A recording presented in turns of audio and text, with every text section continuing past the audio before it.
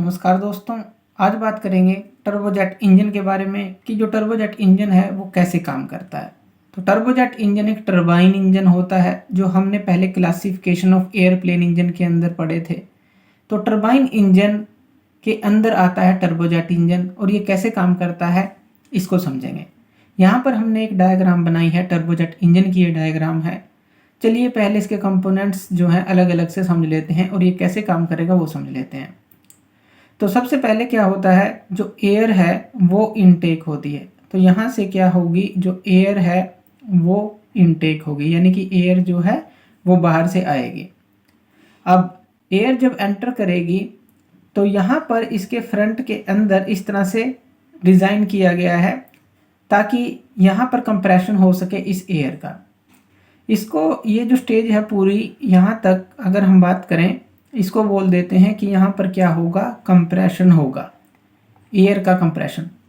Compression के अंदर क्या होता है, जब एयर जो है फ्लो करती है, अब यहाँ पर सीरीज ऑफ रोटेटिंग ब्लेड्स लगे हैं, तो यहाँ पर ये कंप्रेसर का काम करते हैं।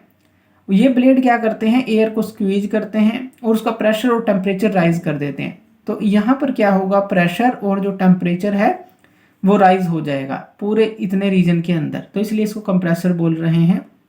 अब ये जो कंप्रेस्ड एयर है इसके पास इतनी एनर्जी आ जाती है कि इसको हम आगे कंबशन चैम्बर में भेज सकें। आगे ये जो है इतना एरिया अगर हम बात करें, ये तो कंप्रेशन था, तो यहाँ पर ये क्या होगा, हमारे पास ये होगा कंबशन चैम्बर। तो कंबशन चैम्बर हम इसको बोल देते हैं। कंबशन चैम्बर में क्या होता है, अब ये कंप्रेस्ड एयर जो है यहाँ पर आएगी कंप्रेस होकर, यानी कि प्रेशर और टेम्परेचर इसका ज़्यादा है, यहाँ पर आएगी। ये कंप्रेस्ड एयर यहाँ फ्यूल से मिक्स होती है। अभी यहाँ पर फ्यूल को जेट के थ्रू स्प्रे किया जाता है यूजुअली, और यहाँ पर क्या होता है, जैसे ही कंप्रेस्ड एयर और फ्यूल मिक्स होता है तो यहाँ पर जब स्पार्क क्रिएट होगा तो उनके अंदर आग लग जाएगी, यानी कि कंबशन हो जाएगा, एयर फ्यूल मिक्सचर बर्न होगा। जैसे हमने जो मोटरसाइकिल के इंजन है उसके अंदर देखा है कि एयर फ्यूल मिक्सचर आता है और बर्न होता है स्पार्क के बाद, इसी तरह इस कंबशन चैम्बर में सारा काम होता है। और यहाँ से लॉट ऑफ हीट वाली गैसेस जो हैं, हाई प्रेशर गैसेस जो हैं वो जनरेट होती हैं। तो यहाँ से हाई प्रेशर गैसेस जो हैं आगे जाती हैं, कंबशन चैम्बर से आगे चली गई।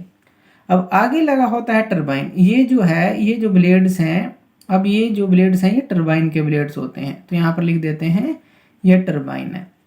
अब देखिए टरबाइन और कंप्रेसर जो हैं एक ही शाफ्ट पर लगे हुए हैं। अब ये जो गैसेस होंगी, हाई प्रेशर गैसेस यहाँ पर जो बनी है कंबशन चैम्बर में, वो टरबाइन के पास जाएंगी। अब ये टरबाइन क्या करेगा, इनसे वर्क ले लेगा, यानी कि हॉट गैसेस हैं और इनसे वर्क लेगा और घूमना स्टार्ट कर देगा। यहाँ पर भी सीरीज ऑफ ब्लेड्स लगे हुए हैं। अब जैसे ही ये घूमेगा तो ये कंप्रेसर को भी घुमाएगा। इतना तो क्लियर हो गया कि ये जो है कंप्रेसर को भी घुमाता रहेगा और ये प्रोसेस चलती रहेगी। उसके बाद जैसे ही हॉट गैसेस यहाँ से अपना काम करके टरबाइन से वो आगे जाएंगी तो उनके पास बहुत सारी एनर्जी यहाँ पर भी ऑलरेडी होती है, यानी कि यहाँ पर काम करने के बाद भी उन पर बहुत सारी एनर्जी होती है।